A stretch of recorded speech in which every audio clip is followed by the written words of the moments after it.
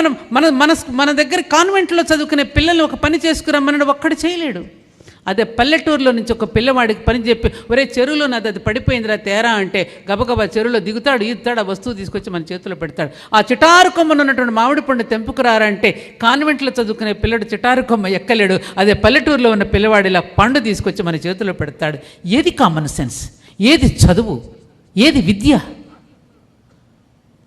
ఏది విద్య?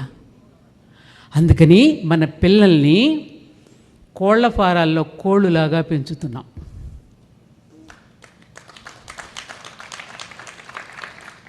ఆనాడు దేశవాళీ కోళ్లకున్న తేడా ఇప్పుడున్నటువంటి కోళ్ల ఫారంలో పెడుతున్న పిల్లలకి ఎంత తేడా ఉందో మీరు ఆలోచించండి.